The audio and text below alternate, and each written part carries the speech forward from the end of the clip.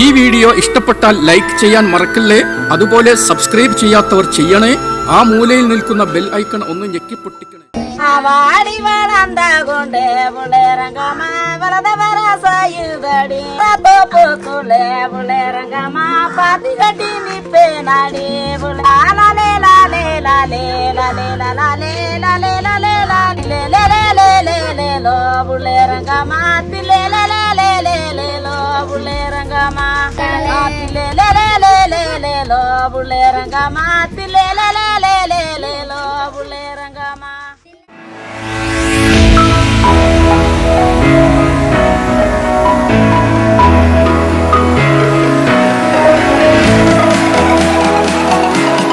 Travel channel 360യുടെ പുതിയ വീഡിയോയിലേക്ക് എല്ലാവർക്കും സ്വാഗതം. ഞാനിപ്പോൾ അട്ടപ്പാടിയിലെ ചിറ്റൂരിലാണ്. കാലത്ത് പതിവ് പോലെ വെളുപ്പിന് എൻ്റെ അട്ടപ്പാടിയിലെ ആദ്യ ദിവസത്തെ യാത്ര ആരംഭിക്കുകയാണ്. അട്ടപ്പാടിയിലെ രണ്ടാമത്തെ ദിവസമാണ്. ഇന്നലത്തെ യാത്രക്ഷീണം കൊണ്ടും ഇവിടത്തെ ഇളം തണുപ്പുള്ള രാത്രിയും ആയതിനാൽ ഞാൻ സുഖമായി ഉറങ്ങി. എനിക്ക് ഇവിടെ താമസ സൗകര്യം ചെയ്തു തന്ന എൻ്റെ പ്രിയ സുഹൃത്ത് ബോബിയുടെ അപ്പാപ്പൻ, സഹോദരൻ എന്നാണ് അദ്ദേഹത്തിനെ ഇവിടുത്തെ നാട്ടുകാർ വിളിക്കാറ്. ബോബിയുടെ മാതാവ് മേരി ചേച്ചി, അവരുടെ പേരമക്കൾ ഏഞ്ചൽ, ആൽഫ്രണ്ട്, ഇവരുടെയെല്ലാം സ്നേഹത്തിൽ അട്ടപ്പാടിയിലെ ആദ്യ ദിവസത്തെ കാഴ്ചകൾ കാണാൻ ഞാൻ യാത്ര പുറപ്പെടുകയാണ്. അങ്ങനെ അട്ടപ്പാടിയിലെ യാത്ര തുടങ്ങുമ്പോൾ ഇവിടുത്തെ നാട്ടുകാരെ പരിചയപ്പെടുകയും അവരുമായി സുദീർഘമായി സംസാരിക്കുകയും കുശലാന്വേഷണം നടത്തുകയും അവരോട് ഒരുപാട് കാര്യങ്ങൾ അന്വേഷിക്കുകയും ചെയ്തു. അങ്ങനെ ഇരിക്കുമ്പോൾ ആയിരുന്നു എനിക്ക് ഇവിടുത്തെ ആദിവാസികളെ പറ്റിയും അട്ടപ്പാടിയിലെ ചരിത്രങ്ങൾ എന്താണെന്ന് നിങ്ങളോട് ഒന്ന് വിശദീകരിക്കണമെന്ന് തോന്നിയത്. നമുക്കൊന്ന് അട്ടപ്പാടിയിലെ ചരിത്രം എങ്ങനെയെന്ന് നോക്കാം. കേരളത്തിലെ പാലക്കാട് ജില്ലയിലെ മണ്ണാർക്കാട് താലൂക്കിൽ സ്ഥിതി ചെയ്യുന്ന ഒരു മലയോര പ്രദേശമായിരുന്നു അട്ടപ്പാടി. എന്നാൽ ഇപ്പോൾ അട്ടപ്പാടി അഗളി താലൂക്കായി നിലവിൽ വന്നു. അഗളി, ഷോളയൂർ, പുത്തൂർ എന്നീ ഗ്രാമപഞ്ചായത്തുകൾ പാലക്കയം ഒഴികെ ചേർത്ത് അറിയപ്പെടുന്ന പേരാണ് അട്ടപ്പാടി. 2011 സെൻസസ് പ്രകാരം പാലക്കാട് ജില്ലയിലെ അട്ടപ്പാടിയിലെ ജനസംഖ്യ 69,723 ആണ്. എന്നാൽ കൂടുതൽ പുതിയ കണക്കുകൾ പ്രകാരം ഇവിടെ ഏകദേശം 71,000-ഓളം ജനങ്ങളുണ്ട്. ഇതിൽ 35,000-നടുത്ത് ആദിവാസി വിഭാഗത്തിൽപ്പെട്ടവരാണ്. ഇരുള, മുടുക, കുറുമ്പ എന്നീ 3 പ്രധാന ഗോത്ര വിഭാഗങ്ങളാണ് ഇവിടുത്തെ ആദിവാസി ജനവിഭാഗം. വളരെ മനോഹരവും പ്രസിദ്ധവുമായ സൈലന്റ് വാലി നാഷണൽ പാർക്ക് സ്ഥിതി ചെയ്യുന്ന പ്രദേശമാണ് അട്ടപ്പാടി. അട്ടപ്പാടി ഒരു മലയോര പ്രദേശമായതുകൊണ്ട് ഇവിടെ ഭൂരിഭാഗവും റിസർവ് ഫോറസ്റ്റ് ഏരിയ ആണ്. മലകൾ, നദികൾ, വനങ്ങൾ എന്നിവ കൊണ്ടെല്ലാം അട്ടപ്പാടി മനോഹരമാണ്. കേരളത്തിലെ ഏറ്റവും വലിയ ആദിവാസി വാസസ്ഥലം അട്ടപ്പാടിയിലാണ്. പശ്ചിമഘട്ട മലനിരകളിൽ ഏകദേശം 845 ചതുരശ്ര കിലോമീറ്റർ വിസ്തൃതിയിൽ ഇത് വ്യാപിച്ചു കിടക്കുന്നു. ഇന്ത്യയിലെ സംരക്ഷിത വനങ്ങളിൽ ഒന്നാണിത്. പാലക്കാട് ജില്ലയിലെ അട്ടപ്പാടി താഴ്വരയും മലപ്പുറം ജില്ലയിലെ നിലമ്പൂർ മേഖലയിലെ കിഴക്കൻ ഏറനാട് മേഖലയും അയൽപ്പക്കത്തുള്ള ചാലിയാർ താഴ്വരയും പ്രകൃതിദത്ത സ്വർണ്ണ പാടങ്ങൾക്ക് പേരുകെട്ടതാണ്. ഇവ നീലഗിരി ബയോസ്ഫിയർ റിസർവിന്റെ മറ്റു പ്രദേശങ്ങളിലും കാണപ്പെടുന്നു. അട്ടപ്പാടിയിലെ ജനതയുടെ ഭൂരിപക്ഷവും ഇപ്പോൾ കുടിയേറ്റ കർഷകരാണ്. ഉൾപ്രദേശങ്ങളും വനാന്തര ഭാഗങ്ങളും സർക്കാരിതര കോളനികളിലും മാത്രമായി ഇപ്പോൾ ആദിവാസികൾ കുറഞ്ഞിരിക്കുന്നു. തമിഴ്നാട്ടിൽ നിന്നും കുടിയേറി പാർത്ത ഒരു ചെറിയ വിഭാഗം ജനങ്ങളും അട്ടപ്പാടിയിലുണ്ട്. പ്രധാന വരുമാന മാർഗം കൃഷി തന്നെയാണ്. റബ്ബർ, കമുക്, വാഴ, കുരുമുളക്, കാപ്പി, തേയില, തൂവര, കപ്പ തുടങ്ങി എല്ലാവിധ കൃഷികളും ഇവിടെ ചെയ്തു വരുന്നു. ഇതിൽ കുരുമുളക്, കാപ്പി എന്നിവ ഇന്ത്യയിലെ പല ഭാഗങ്ങളിൽ നിന്നും ആൾക്കാർ കച്ചവടത്തിനായി കൊണ്ടുപോകാറുണ്ട്. അട്ടപ്പാടി കോഓപ്പറേറ്റീവ് ഫാമിംഗ് സൊസൈറ്റി മുഖേന ഇവ ലഭ്യമാണ്. അട്ടപ്പാടിയിൽ നിന്നുള്ള കുരുമുളക്, പ്രത്യേകിച്ച് പാറ്റന്റ് ലഭിച്ച അഗളി പെപ്പർ, മികച്ച ഗുണനിലവാരവും ഉള്ള ജൈവ ഉൽപ്പന്നമാണ്. ഉയർന്ന ചൂടിനെ അതിജീവിക്കാൻ കഴിയുന്ന ഈ ഇനം തന്നതായ രുചിയും ആരോഗ്യ ഗുണങ്ങളും കാരണം ബ്ലാക്ക് ഗോൾഡ് എന്നറിയപ്പെടുന്നു.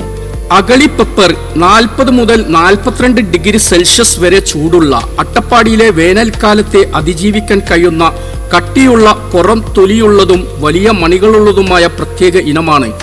സാധാരണ കുരുമുളകിന് 30 മുതൽ 35% വരെ ഉണക്കം ലഭിക്കുമ്പോൾ അഗളി പെപ്പറിന് ഇത് 50% വരെയാണ്. പ്രകൃതിദത്തമായ രീതിയിൽ ഉൽപ്പാദിപ്പിക്കുന്നതിനാൽ പോഷക സമൃദ്ധവും ആരോഗ്യത്തിന് ഗുണകരവുമാണ്. ചുമ, ജലദോഷം എന്നിവയ്ക്ക് പരിഹാരം രോഗപ്രതിരോധ ശേഷി വർദ്ധിപ്പിക്കുന്നുണ്ട്. അട്ടപ്പാടിയിലെ ഉയർന്ന പ്രദേശങ്ങളിലെ കാലാവസ്ഥയിൽ കൃഷി ചെയ്യുന്ന പ്രശസ്തമായ കാപ്പിയാണ് അട്ടപ്പാടി കാപ്പി. അട്ടപ്പാടി കോഓപ്പറേറ്റീവ് ഫാമിംഗ് സൊസൈറ്റിയുടെ റോബസ്റ്റ കാപ്പിക്ക് ബാംഗ്ലൂരുവിൽ നടന്ന ലോക കാപ്പി സമ്മേളനത്തിൽ മികച്ച റോബസ്റ്റ കാപ്പിക്കുള്ള അംഗീകാരം അട്ടപ്പാടിക്ക് ലഭിച്ചു. ചിണ്ടക്കി, കരുവാര, പുതുപ്പാടി തുടങ്ങിയ സ്ഥലങ്ങളിൽ അറബിക്ക കാപ്പിയും കൃഷി ചെയ്യുന്നുണ്ട്. അട്ടപ്പാടിയിലെ ഉയർന്ന പ്രദേശങ്ങളിലെ കാലാവസ്ഥാ പ്രത്യേകതകൾ കാരണം മികച്ച ഗുണനിലവാരമുള്ള കാപ്പിയാണ് ഇവിടെ ഉൽപ്പാദിപ്പിക്കുന്നത്. അട്ടപ്പാടി സഹകരണ ഫാമിംഗ് സൊസൈറ്റിയുടെ കീഴിൽ പ്രധാനമായും റോബസ്റ്റയും കൂടാതെ അറബിക്ക ഇനത്തിലുള്ള കാപ്പിയും കൃഷി ചെയ്യുന്നു. ജൈവ രീതിയിൽ കൃഷി ചെയ്യുന്നതിനും മറ്റും പ്രത്യേക ശ്രദ്ധ നൽകുന്നതിനാൽ കാപ്പിക്ക് ഉയർന്ന ഗുണനിലവാരമുണ്ട്. അട്ടപ്പാടിയിലെ ആദിവാസി ജനവിഭാഗങ്ങൾ പ്രത്യേകിച്ച് മുടുകർ ആഘോഷിക്കുന്ന പ്രധാന ഉത്സവമാണ് മല്ലേശ്വരമുടിയിലെ ശിവരാത്രി. സാധാരണയായി എല്ലാ വർഷവും ഫെബ്രുവരി മുതൽ മാർച്ച് മാസങ്ങളിലാണ് കുംഭമാസം മല്ലീശ്വര ക്ഷേത്രത്തിൽ കൊണ്ടാടുന്നു. ശിവലിംഗമായി കണക്കാക്കുന്ന ആദിവാസി ഗോത്ര പൂജാരിമാർ മല്ലീശ്വരന്റെ മുടിയിൽ അന്നു രാത്രി വിളക്ക് തെളിയിക്കുകയും പൂജകൾ നടത്തുകയും ചെയ്യുന്നു. ഇരുളർ, മുടുകർ, കുറുമ്പാർ എന്നീ ആദിവാസി വിഭാഗങ്ങൾ സംയുക്തമായി ഭവാനി നദിയിൽ കുളിച്ച് വ്രതമെടുത്ത് ഈ ഉത്സവം കൊണ്ടാടുന്നു. മധ്യകാലഘട്ടത്തിൽ ഇന്നത്തെ മലപ്പുറം ജില്ലയിലെ പെരിന്തൽമണ്ണക്കടുത്തുള്ള അങ്ങാടിപ്പുറം ആസ്ഥാനമാക്കി പ്രവർത്തിച്ചിരുന്ന വള്ളുവനാട് സ്വരൂപം രാജവംശത്തിന്റെ ഭാഗങ്ങളായിരുന്നു. മണ്ണാർക്കാടും അട്ടപ്പാടിയും പ്രാദേശിക ഐതിഹ്യങ്ങൾ അനുസരിച്ച് അവസാനത്തെ ചേരമാൻ പെരുമാൾ ഭരണാധികാരി മക്കയിലേക്കുള്ള യാത്രയിൽ അവരുടെ ഗവർണർമാരിൽ ഒരാളായ വള്ളുവക്കോനാതിരിക്ക് തെക്കൻ മലബാറിൽ വിശാലമായ ഒരു പ്രദേശം നൽകി തീർത്ഥാടനത്തിനായി പോയി. 12 വർഷത്തിലൊരിക്കൽ നടക്കുന്ന തിരുനാവായയിലെ മാമാങ്കം ഉത്സവങ്ങൾക്കും കോഴിക്കോട് സാമൂതിരിക്കെതിരെ അനന്തമായ യുദ്ധങ്ങൾക്കും വള്ളുവനാട് പ്രശസ്തമായിരുന്നു. 18ാം നൂറ്റാണ്ടിന്റെ അവസാന ദശകങ്ങളിൽ ഈ പ്രദേശം വിശാലമായ മൈസൂർ രാജ്യത്തിന്റെ നിയന്ത്രണത്തിലായി. ബ്രിട്ടീഷ് രാജിന്റെ കീഴിൽ മലബാർ ജില്ലയിലെ മലപ്പുറം റവന്യൂ ഡിവിഷനിലെ വള്ളുവനാട് താലൂക്കിന്റെ ഭാഗമായിരുന്നു. ഇത് ബ്രിട്ടീഷ് മലബാർ ജില്ലയിലെ പഴയ വള്ളുവനാട് താലൂക്കിന്റെ ആസ്ഥാനമായിരുന്നു പെരിന്തൽമണ്ണ. പെരിന്തൽമണ്ണ, മലപ്പുറം, മഞ്ചേരി, തിരൂരങ്ങാടി എന്നീ പട്ടണങ്ങൾക്കൊപ്പം മണ്ണാർക്കാട് 1921 മലബാർ കലാപത്തിന്റെ പ്രധാന കേന്ദ്രങ്ങളിലൊന്നായിരുന്നു.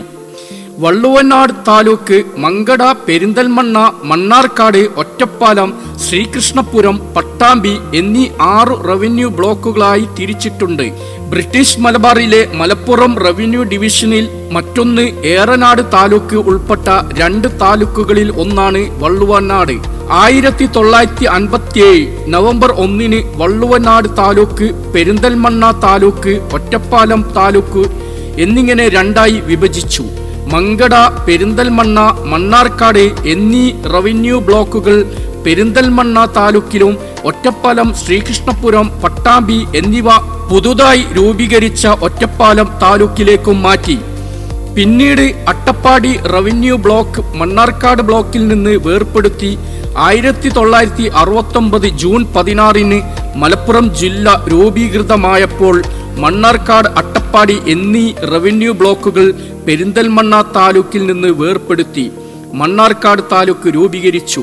കുറച്ചു വർഷങ്ങൾക്ക് ശേഷം മലപ്പുറം ജില്ലയിലെ ഏറനാട് താലൂക്കിലെ ഇപ്പോൾ കരുവാരക്കുണ്ട് നിലമ്പൂർ താലൂക്കിന്റെ ഭാഗമാണ് കരുവാരക്കുണ്ട്. ഗ്രാമത്തിന്റെ ഒരു ഭാഗം അട്ടപ്പാടിയിലെ സൈലന്റ് വാലി ഏരിയയിലേക്ക് മാറ്റി. 2021 ഫെബ്രുവരിയിൽ മണ്ണാർക്കാട് താലൂക്കിൽ നിന്ന് വിഭജിച്ച് അട്ടപ്പാടി ആദിവാസി താലൂക്കായി രൂപീകരിച്ചു. പശ്ചിമഘട്ടത്തിലെ നീലഗിരി കുന്നുകൾക്ക് താഴെയായി ഭവാനി നദിയുടെ ഉത്ഭവസ്ഥാനത്ത് സ്ഥിതി ചെയ്യുന്ന വിശാലമായ ഒരു പർവ്വത താഴ്വരയാണ് അട്ടപ്പാടി. കിഴക്ക് തമിഴ്നാട്ടിലെ കോയമ്പത്തൂർ ജില്ലയും വടക്ക് നീലഗിരിയും തെക്ക് പാലക്കാട് താലൂക്കും പടിഞ്ഞാറ് കരിമ്പ 1, 2, പൊട്ടശ്ശേരി 1, 2. പാലക്കാട് ജില്ലയിലെ മണ്ണാർക്കാട് താലൂക്കിലെ മണ്ണാർക്കാട് റവന്യൂ ഗ്രാമങ്ങളും മലപ്പുറം ജില്ലയിലെ ഏറനാട് താലൂക്കും അതിർത്തികളായി കിടക്കുന്നു. 249 കിലോമീറ്റർ വിസ്തീർണമുള്ള അട്ടപ്പാടി റിസർവ് ഫോറസ്റ്റ് പടിഞ്ഞാറ് സൈലന്റ് വാലി ദേശീയോദ്യാനത്തിന്റെ അതിർത്തിയായ ഒരു അനൗപചാരിക ബഫർ സോണാണ്. ഈ വനത്തിന്റെ 81 കിലോമീറ്റർ വേർപെടുത്തി പുതിയ 94 കിലോമീറ്റർ ഭവാനി ഫോറസ്റ്റ് റേഞ്ചിന്റെ ഭൂരിഭാഗവും ഇതിൽ ഉൾപ്പെടുന്നു. 147 കിലോമീറ്റർ സൈലന്റ് വാലി ബഫർ സോണിന്റെ ഭാഗമാണ്. ഇത് 2007 ജൂൺ 6 കേരള മന്ത്രിസഭ ഔദ്യോഗികമായി അംഗീകരിച്ചു. പ്രദേശം സംരക്ഷിക്കുന്നതിനായി 35 ജീവനക്കാരെയും ഭവാനി റേഞ്ചിൽ ആനവായി, തുടുക്കി എന്നിവിടങ്ങളിൽ 2 പുതിയ ഫോറസ്റ്റ് സ്റ്റേഷനുകളും മന്ത്രിസഭ അനുവദിച്ചു. സൈലന്റ് വാലിയോട് ചേർന്നുള്ള പ്രദേശങ്ങളിൽ കഞ്ചാവ് കൃഷി, വേട്ടയാടൽ, അനധികൃത മദ്യനിർമ്മാണ പ്രവർത്തനങ്ങൾ എന്നിവ തടയുന്നതിനും സംരക്ഷിത പ്രദേശത്തിന്റെ ദീർഘകാല സുസ്ഥിരതയെ സഹായിക്കുന്നതിനുമാണ് ഈ മേഖല ലക്ഷ്യമിടുന്നത്. അട്ടപ്പാടി താഴ്വരയുടെ ഉയരം 750 മീറ്റർ, ഏകദേശം 2460 അടി മുതൽ മല്ലേശ്വരം കൊടിമുടി വരെയും താഴ്വരയുടെ മധ്യത്തിൽ നിന്ന് 1664 മീറ്റർ, ഏകദേശം 5459 അടി വരെയും ഉണ്ട്. ഭവാനി നദി വടക്കു പടിഞ്ഞാറു നിന്ന് മലയെ ചുറ്റി അട്ടപ്പാടി ഗ്രാമത്തിലൂടെ ഒരു ഇടുങ്ങിയ വളവിലൂടെ ഒഴുകി തെക്കുകിഴക്കായി ഒഴുകുന്നു. സൈലന്റ് വാലി ദേശീയോദ്യാനം നീലഗിരി ബയോസ്ഫിയർ റിസർവിന്റെ സമ്പന്നമായ ജൈവ വൈവിധ്യത്തിലാണ് ഇത് സ്ഥിതി ചെയ്യുന്നത്. കരിമ്പുഴ വന്യജീവി സങ്കേതം, new Amarambalam reserve forest, Malappuram ജില്ലയിലെ നിലമ്പൂർ താലൂക്കിലെ നെടുങ്കയം മഴക്കാടുകൾ, പാലക്കാട് ജില്ലയിലെ മണ്ണാർക്കാട് താലൂക്കിലെ അട്ടപ്പാടി റിസർവ് ഫോറസ്റ്റ്, നീലഗിരി ജില്ലയിലെ മുക്കുർത്തി നാഷണൽ പാർക്ക് എന്നിവ സൈലന്റ് വാലി നാഷണൽ പാർക്കിന് ചുറ്റുമാണ് സ്ഥിതി ചെയ്യുന്നത്. ദക്ഷിണേന്ത്യയിലെ 5ാമത്തെ ഉയരം കൂടിയ കൊടുമുടിയായ മുക്കുർത്തി കൊടുമുടി, അങ്കിത കൊടുമുടി എന്നിവയും ഇതിന്റെ സമീപത്താണ് സ്ഥിതി ചെയ്യുന്നത്. കാവേരി നദിയുടെ പോഷക നദിയായ ഭവാനി നദിയും ഭാരതപ്പുഴയുടെ പോഷക നദിയായ കുന്തിപ്പുഴ നദിയും സൈലന്റ് വാലിക്ക് സമീപം ഉത്ഭവിക്കുന്നു. കടലുണ്ടി നദിയുടെ ഉത്ഭവം സൈലന്റ് വാലിയിലാണ്. 1970 സംസ്ഥാന ആസൂത്രണ ബോർഡ് അട്ടപ്പാടിയെ സംസ്ഥാനത്തെ ഏറ്റവും പിന്നോക്കം നിൽക്കുന്ന ബ്ലോക്കായി വിലയിരുത്തുകയും കേരളത്തിലെ ആദ്യത്തെ സംയോജിത ഗോത്ര വികസന പദ്ധതി അവിടെ ആരംഭിക്കുകയും ചെയ്തു. അതിനുശേഷം അട്ടപ്പാടി സഹകരണ കൃഷി സൊസൈറ്റി പശ്ചിമഘട്ട വികസന പരിപാടി, അട്ടപ്പാടി വാലി ഇറിഗേഷൻ പ്രോഗ്രാം 1997 മുതൽ അട്ടപ്പാടിയിൽ നടപ്പിലാക്കിയ പീപ്പിൾസ് പ്ലാനിംഗ് പ്രോഗ്രാം എന്നിവയുൾപ്പെടെ നിരവധി പ്രത്യേക വികസന പദ്ധതികൾ സംസ്ഥാന സർക്കാർ നടപ്പിലാക്കിയിട്ടുണ്ട്. അഗളിയിലെ സ്മാരക കൊട്ടാരം പോലുള്ള ഭാരത് യാത്രാ കേന്ദ്രം 1984 മുൻ പ്രധാനമന്ത്രി ചന്ദ്രശേഖർ സ്ഥാപിച്ചതാണ്. ഈ ഗ്രാമീണ മേഖലയിലെ സ്ത്രീകൾക്ക് നെയ്ത്ത്, മൺപാത്രങ്ങൾ, എംബ്രോയ്ഡറി, ഭക്ഷ്യ സംസ്കരണം എന്നിവയിൽ തൊഴിൽ പരിശീലനം നൽകുന്നതിനാണ് ഇത് സ്ഥാപിച്ചത്. 2011 സെൻസസ് റിപ്പോർട്ട് പ്രകാരം അട്ടപ്പാടി താലൂക്ക് അട്ടപ്പാടി CD ബ്ലോക്കിലെ ആകെ ജനസംഖ്യ 64,318 ആണ്.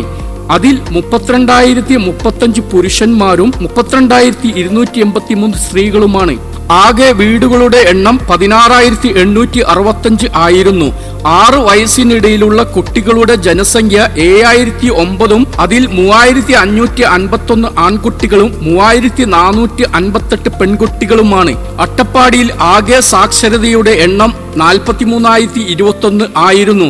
ഇതിൽ 75% ആണ് മൊത്തം സാക്ഷരതാ നിരക്ക്. ഇത് സംസ്ഥാന ശരാശരിയായ 94-നേക്കാൾ കുറവാണ്. പുരുഷ സാക്ഷരത 80.2-ഉം സ്ത്രീ സാക്ഷരത 70% ആണ്. അട്ടപ്പാടി താലൂക്ക് CD ബ്ലോക്കിൽ 25,627 പട്ടികവർഗ ജനസംഖ്യയുണ്ട്. മൊത്തം ജനസംഖ്യയുടെ 43%-ൽ 13,708 പുരുഷന്മാരും 13,919 സ്ത്രീകളുമാണ്. അട്ടപ്പാടി താഴ്വരയിലെ ആദിവാസി ജനസംഖ്യയിൽ ഭൂരിഭാഗവും മുടുക, ഇരുള, കുറുമ്പ ഗോത്ര ജനവിഭാഗങ്ങളും കേരളത്തിലെ മറ്റു ജില്ലകളിൽ നിന്നുള്ള കുടിയേറ്റക്കാരുടെ ഒരു വിഭാഗവുമാണ്. അട്ടപ്പാടിയിലെ ചരിത്രം എന്ന ഈ വീഡിയോ ഇവിടെ വെച്ച് അവസാനിക്കുന്നില്ല. മറ്റൊരു നല്ലൊരു വിശേഷവുമായി നമുക്ക് വീണ്ടും കാണാം. അതുവരേക്കും ബൈ ബൈ. ഈ വീഡിയോ ഇഷ്ടപ്പെട്ടാൽ ലൈക്ക് ചെയ്യാൻ മറക്കല്ലേ. അതുപോലെ സബ്സ്ക്രൈബ് ചെയ്യാത്തവർ ചെയ്യണേ. ആ മൂലയിൽ നിൽക്കുന്ന ബെൽ